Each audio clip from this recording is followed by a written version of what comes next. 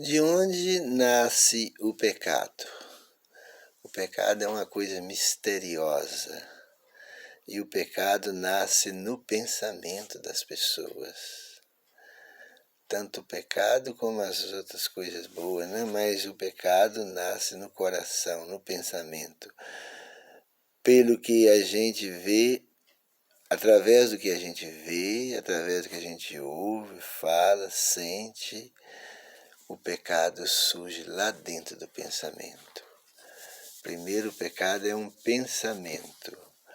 Lá em 2 Coríntios 6,17 diz assim: por isso retirai-vos do meio deles, separai-vos, diz o Senhor, e não toqueis coisas impuras, e eu vos recebereis.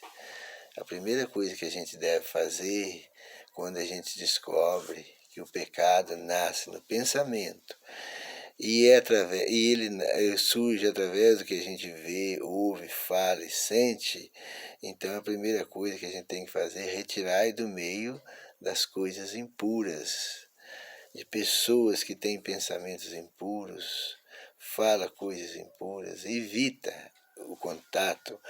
Paulo, João Batista, Elias, esses homens só misturavam com o povo quando ia evangelizar eles. O próprio Senhor Jesus também, ele convivia no meio das multidões, mas só para ensinar. Quando o Senhor Jesus estava cansado ou precisava de um repouso, ele saía fora do mundo, das pessoas. Ele ia descansar, tinha as pessoas especiais para ele dormir na casa delas, igual Marta, Maria, Lázaro.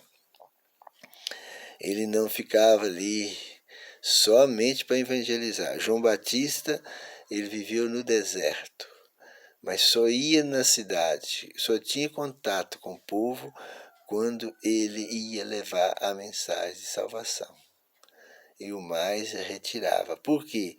Para não contaminar a mente. Porque a mente é uma coisa que ela grava tudo que a gente vê, ouve, fala, vê, pega, cheira, ela grava na mente. E as pessoas vão acostumando com o pecado, vai acostumando. Depois o pecado se torna uma coisa natural dentro da mente das pessoas. Nós vemos o exemplo de Ló lá em Sodoma. Ló viveu dentro da cidade de Sodoma, depois a mente dele já ficou embotada. As filhas dele fizeram vinho lá, deram vinho para ele. Se ele fosse uma pessoa convertida mesmo, se fosse uma pessoa de mente limpa, ele não ia tomar vinho, não ia embebedar. Noé também conviveu com aquele povo de antediluviano. Depois ele também bebeu, ficou bêbado. Por quê? Porque a mente era um homem santo, não era um homem ímpio, mas a mente estava corrompida de tanto ver pecado, de tanto ver, a mente acostumou.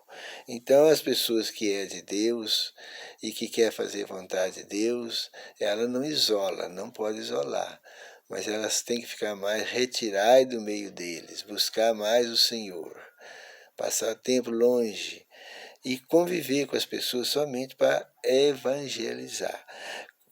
Lá em Hebreus 7,26 diz assim, falando de Jesus, né, como que ele era, com efeito nos convinha um sumo sacerdote como este, que é Jesus, santo, inculpável, sem mácula e separado dos pecadores.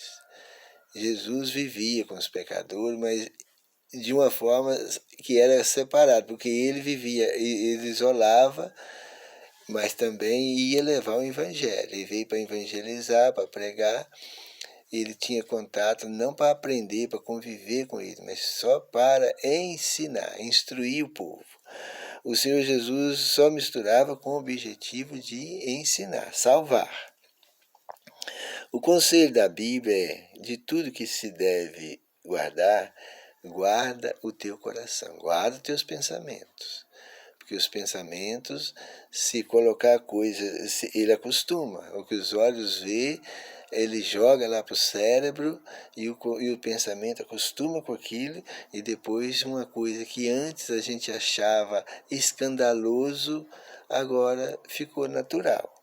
Filipenses capítulo 4, verso 8 diz assim: irmãos, tudo que é, finalmente, irmãos, tudo que é verdadeiro, tudo que é respeitável, tudo que é justo, tudo que é puro, tudo que é amável, tudo que é de boa fama, se alguma virtude há e se algum louvor existe, seja isso que ocupe o vosso pensamento. Não deixa a mente ficar vagando, não, porque conforme as pessoas que você conviver com ela, elas vão te corromper. Elas vão te corromper. Sem controlar os pensamentos, também não tem como controlar as ações e os atos. Porque tudo que você vai fazer, primeiro vai partir do pensamento. E outra coisa, Deus só comunica com nós através dos pensamentos. Não tem outra fórmula de Deus comunicar com o pecador. Para salvar uma pessoa, Deus só tem o pensamento. O pensamento é a forma onde Deus comunica com a gente. Então, quando vem uma alimentação errada, excesso de comida, glutonaria, bebedice, música profanas, novelas, isso polui a mente e embota a mente. Quando a verdade pura chega, não topa lugar. A mente ela está fechada. Aí as pessoas ouvem, pode até ser boa pessoa, até querer ouvir, mas elas não, dificilmente ela vai entender. Não vos enganeis, as más conversações corrompem os bons costumes. Ninguém é forte para resistir, mas temos força para evitar as más companhias e evitar certos ambientes que poluem a nossa mente. E não tem nada pior do que a companhia de televisão, jornal, mentiras e mais mentiras. Polui a mente das pessoas, deixa as pessoas desorientadas. Há pessoas que passam horas assistindo novelas, filmes, pornografia, outros filmes que corrompem totalmente a mente das pessoas. Deixa a mente destroçadas. Esse tipo de pessoa só pensa nessas coisas mundanas. Dificilmente. Não, o Salmo 103 diz assim: não poreis coisas más diante dos meus olhos. E se colocar coisas más diante dos olhos, essas coisas vai gravar no cérebro. Depois, para sair do cérebro, é muito difícil. Então as pessoas não podem ter também prazer nessas coisas. Por isso que a salvação nesses últimos tempos é muito difícil, é só um milagre.